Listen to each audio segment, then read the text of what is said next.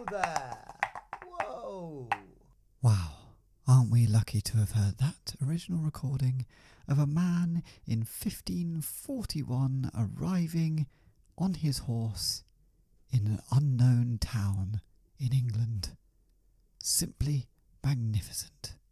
Hello and welcome back to the final couplet with me, Theo Cowan, the podcast series where I look at Shakespeare's sonnets, and today we are looking at Sonnet 113. Hope you've been doing well. Hope you've had a good week. First of all, I think we better look what's been happening in the world of Shakespeare. Let's see. Shakespeare news. Shakespeare news. Okay, here we go. What's happened? What has happened? So, Canterbury Shakespeare Festival set to begin. Ooh, exciting. So, the Canterbury Shakespeare Festival is set to return this summer with 5 shows across 4 weeks around the city. The first performance is The Tempest, so if you're in Canterbury, head on down. That sounds quite fun, doesn't it? What else we got? Gallery night, Mike. No, Shakespeare in the Park. I think that's maybe in New York. And then just more Shakespeare shows being put on by people. Not the best week for Shakespeare. Oh, Newcastle pupils to perform with the RSC in a bold take on Timon of Athens. That's quite exciting, isn't it?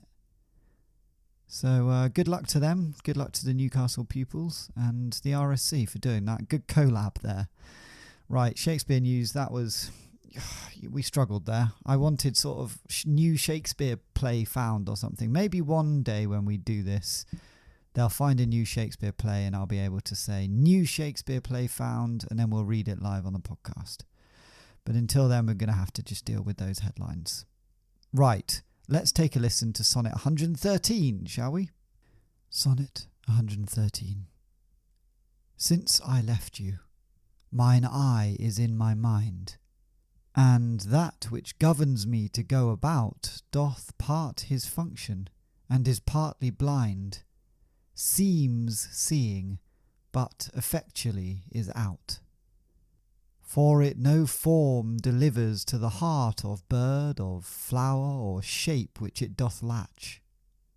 Of his quick objects hath the mind no part, nor his own vision holds what it doth catch. For if it see the rud'st or gentlest sight, the most sweet favour or deformed'st creature, the mountain or the sea, the day or night, the crow or dove, it shapes them to your feature. Incapable of more, replete with you. My most true mind thus makes mine untrue. So there we have it, Sonnet 113. Initial thoughts are, well, the first sentence, of course, since I left you. So he's obviously apart from his lover. Whether they've decided to have a little break or they just aren't seeing each other anymore, which is sad. But he's clearly losing his bloody mind. So they're apart. We don't know why. Old Shakespeare and potentially the Earl of Southampton, as we've mentioned in previous episodes. That could have been his lover. And he's basically just seeing the Earl of Southampton everywhere. His vision's all over the place. And I don't think it just means that he needs glasses. I think it just means that he's so in love or misses his lover so much that he's just seeing his lover's face everywhere he looks. Oh, look, there it is. A bit like that movie, Being John Malkovich, isn't it? Where he's just, there's loads of him. That's how I imagine it. Just seeing, well, not John Malkovich's face, of course, but Shakespeare's lover's face. In everyone, in everything. So that's the sort of essence of 113. Tell you what was hard to say was deformed'st creature. That is a real mouthful. And I think, you know what, Shakespeare, did you have a go at saying this when you wrote it? Because saying that out loud is a nightmare. Easy to read, but God, you can't expect people to read that out loud. Deformed'st creature. Come on. Come on. I'd like to hear you read that, Shakespeare. Anyway, so that was a tough one. I had to do a retake of that, which is annoying. I think what we need to do with this sonnet, like we do every week, is dive into it line by line and work out what the hell Shakespeare was going on about in Sonnet 113. So we start with, since I left you, mine eye is in my mind, and that which governs me to go about doth part his function and is partly blind, seems seeing, but effectually is out. So that really is all one thought, even though it is 4 lines. And here I think he's saying, look, since I left you, since we've been away from each other, I'm so in my own head, so mine eye is in my mind, that I can only partly see what's going on, where I'm going. It's not my usual vision. So when I'm walking about, I can't fully see what's going on because I'm so in my own head about everything. And then there's the line, of course, seems seeing, but effectually is out. So it seems like I can see everything normally, but actually I can't, and it's really difficult, and I'm seeing all sorts of other things, and it's a bit of a nightmare, actually. Imagine just walking around, you can't properly see. It's a real problem Shakespeare's having here. And of course, he goes on to talk about what he's seeing instead of what he should be seeing. So he continues with, for it no form delivers to the heart of bird, of flower, or shape which it doth latch. So here he's saying, my vision can't focus on the shapes of birds or flowers or any other shape that it lands on. It just can't focus on it. It's they're blurred, or he's seeing other things, and love is really affecting him here. That's what it is. I think it's love and being apart from his lover that is making him sort of lose his vision and be so in his head about everything. Of his quick objects hath the mind no part, nor his own vision holds what it doth catch. So here I think he's saying that his mind can no longer engage with the things that his eyes are seeing, and he can't even properly remember what his eyes have seen. So he might have seen some things in a day and he can't remember what he saw. Say he saw a couple of horse and carts go by that were red or something like that. Later on in the evening, he can't remember that. He can't remember what his eyes have seen. I believe that's what he means by nor his own vision holds what it doth catch. So it can't hold on to what it's trying to capture. Then we continue with, for if it see the rud'st or gentlest sight, the most sweet favour or deformed'st creature. So it doesn't matter whether it's seeing the rudest or gentlest sight. So what's the rudest sight? I don't know, maybe someone showing their bum to him. That's quite rude, isn't it? Someone blowing a raspberry. It's pretty rude. Or the gentlest, maybe just a little kid holding a flower. That's nice and gentle, isn't it? So, either of those doesn't matter, really. Doesn't matter. And then he continues with this analogy. Whether he sees the most sweet favour. I think favour here did have various definitions at the time, but here I think he's talking about sweet favour as someone's face. So the sweetest, loveliest, maybe sexiest face. Or deformed'st creature. That is pretty harsh, isn't it? Hopefully he's not just talking about an ugly person there, rather than sort of, I don't know, a sort of, maybe a horrible old sort of dog. I don't know what a deformed'st creature is, but hopefully he's not talking about a person there, because that's quite rude. But anyway, what he's saying is, and this is quite classic, you probably learned this in English literature, it's contrasting, isn't it? It's contrasting images. And he was pretty good at that, Shakespeare, so it turns out. So he's saying whether it's the rudest or the gentlest, whether it's the sweetest or the most deformed. And then he continues with the mountain or the sea, the day or night, the crow or dove, it shapes them to your future. So look, no matter what he's looking at, The mountain, the sea, the day, the night, the crow or dove, ugly, not ugly, rude, gentle. He is actually seeing his lover's face. So it's everything, it looks like his lover. Wherever he looks, he can just see his lover's face. And that is his mind playing tricks on his eyes. So it is a bit of a nightmare, really. I mean, like, you're just, maybe you're trying to move on. You're trying to forget about your lover. You've broken up. You've had a tough time of it. And you just can't help seeing them in everything and everyone. Nightmare. And just like that, this poem has flown by and we're on to the final couplet. Incapable of more, replete with you. My most true mind thus makes mine untrue. So incapable of seeing anything more than the image of you. So that's what's been going on. He's summing up the poem. And then he's saying, my faithfulness to you is making me see everything incorrectly. And it's bloody annoying.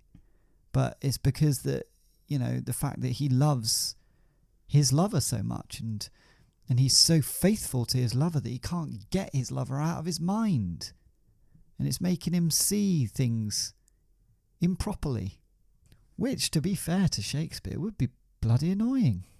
So that is Sonnet 113, and I think it's definitely one of his more straightforward ones to get to grips with and to understand. And I think there are parts of this that I can relate to.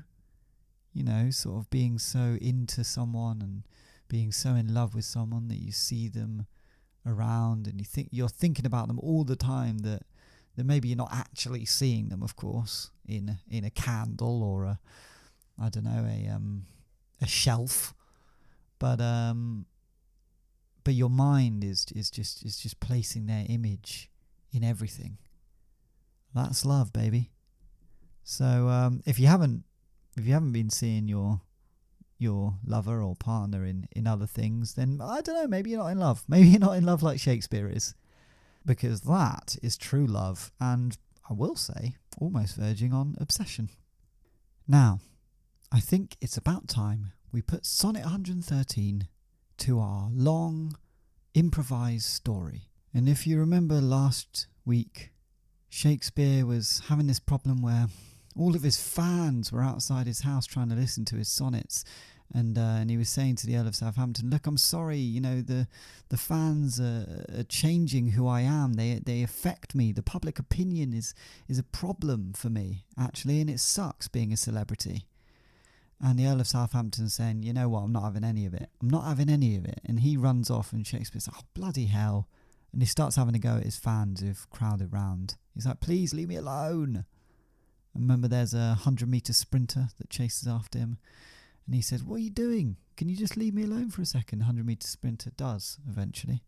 But just to remember that he's very fast. So well done to that 100-metre sprinter Shakespeare fan. And Shakespeare's, he's upset. He's annoyed that he's pissed off the Earl of Southampton. And he goes down to the Thames and he sees the Earl of Southampton sat on a bench in a pool of oil lamp light.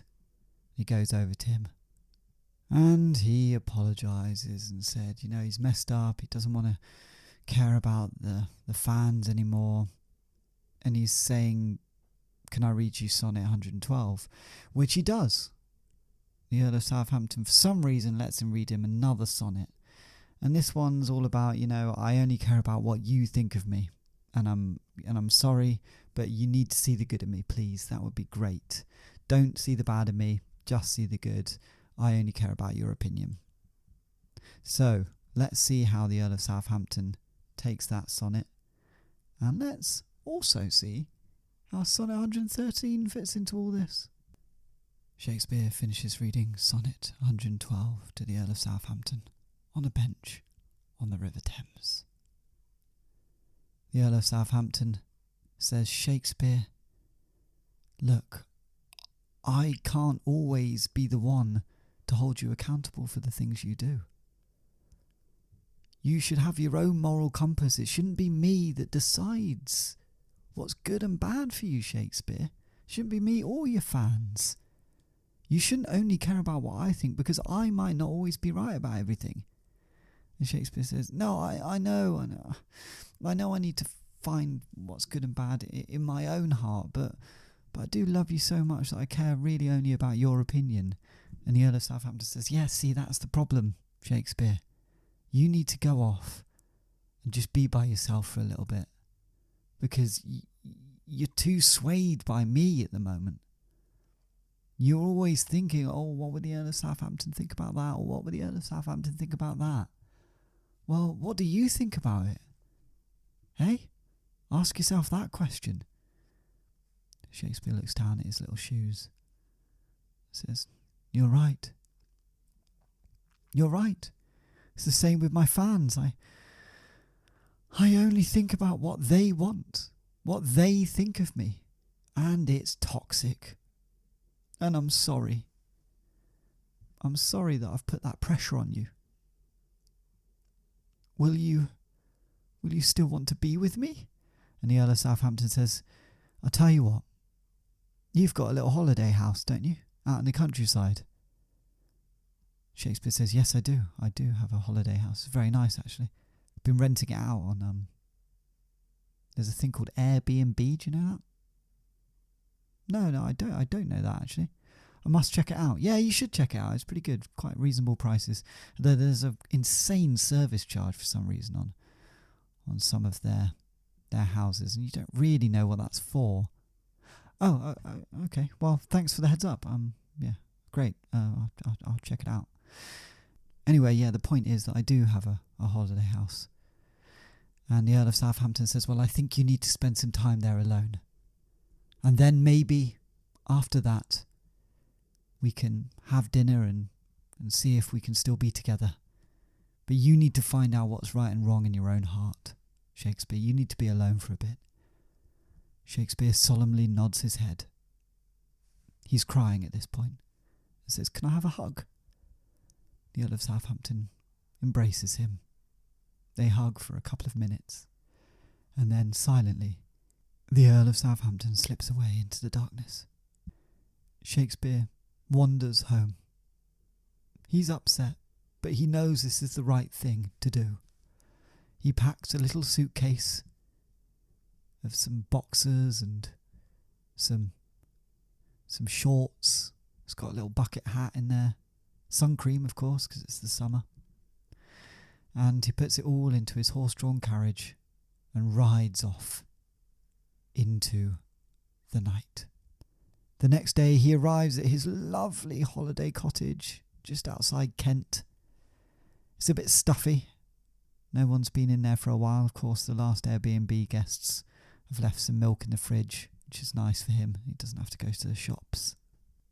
And he sits down in his little chair and stares into nothingness. He thinks, oh God, I don't know if I can do this. Being alone is really, really hard. Then he looks at the grandfather clock next to him. And appearing there in the clock face is the Earl of Southampton. He says, oh, hello, what are you doing here? I thought you were spending time apart from me. What an honour. The clock says nothing back to him. He shakes his head and scrunches his eyes up and opens them again and sees that it is indeed a grandfather clock and the Earl of Southampton isn't there. He thinks, bloody hell, that was weird. He gets up and walks into the bathroom, picks up his toothbrush to do his teeth, and he sees in the bristles the Earl of Southampton. There's 10 of him. Loads of the bristles are the face of Earl of Southampton. And he goes, oh, hello? How are you, Earl of Southampton? And they all say, we're good, Shakespeare, in unison. Shakespeare again shakes his head and looks down at the toothbrush to see that they are just bristles. He runs out into the garden, and there every flower in front of him has the face of Earl of Southampton. He can't shake his image. A man trundles by in a horse-drawn carriage. The face of the horse has the Earl of Southampton. The face of the man has the Earl of Southampton. The carriage that they're riding is the Earl of Southampton. Shakespeare thinks he's losing his mind. He runs back into the house and thinks, I don't know if I can continue like this. My vision, all I see is him. My lover, I miss him, and it's only been a day. He grabs his inkpot and quill from his writing desk and, quick as a flash, scrawls Sonnet 113, explaining everything that he's going through. He finds it really hard because his quill and inkpot both turn into the Earl of Southampton at different points during the sonnet writing experience. Eventually, he finishes and flags down a man that's riding into town. He says, "You, sir, you must deliver this to the Earl of Southampton." And the man said, who the hell's the Earl of Southampton? He said, "You don't know him? He's really famous, actually, and he's a lovely man, and I love him." Then the man's face turns into the Earl of Southampton, and Shakespeare goes, "Oh, there you are. I need to read this to you. Sonnet 113. The man says, "Sorry, mate, I think you've got the wrong person." And Shakespeare shakes his head again and sees that it is actually the man that he was speaking to originally, not the Earl of Southampton. He goes, "Please, you must take this to the Earl of Southampton and find him and give it to him." The man says, "All right, I guess." And Shakespeare says, "Look, I'll give you this money. Here's a pouch of money." And he throws a pouch of money at the man along with the sonnet. And the man says, "All right, mate, I'll try my best," and rides off into London. He spends a good while searching for the Earl of Southampton. Eventually, a man in the Nag's Head pub tells him that the Earl of Southampton is at a poetry reading at the London Town Hall. The man trundles on to the London Town Hall and sees the Earl of Southampton finishing his speech.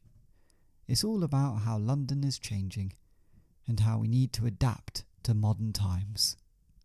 When he finishes, the man goes up to him and hands him a letter. It is, of course, the letter Shakespeare gave him, Sonnet 113. The Earl of Southampton thanks the man and doesn't tip him, which is incredibly rude. He opens up Sonnet 113 and reads, Sonnet 113. Since I left you, I'm so in my own head that I can only partly see where I'm going. It seems like I can see, but I actually can't. I can no longer focus on things like birds, flowers, or any other shapes. My mind no longer engages with the things my eyes see, and I can't even properly remember what I've seen. For whether I see the rudest or gentlest sight, the sweetest face or the most deformed creature, the mountain or the sea, the day or the night, the crow or dove, my eye turns them into the image of you.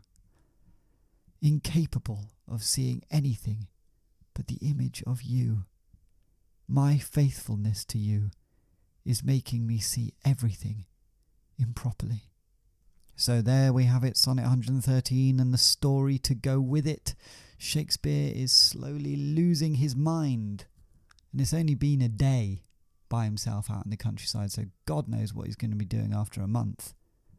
Will he trundle back to London early, or will he continue to be on his own in his holiday home?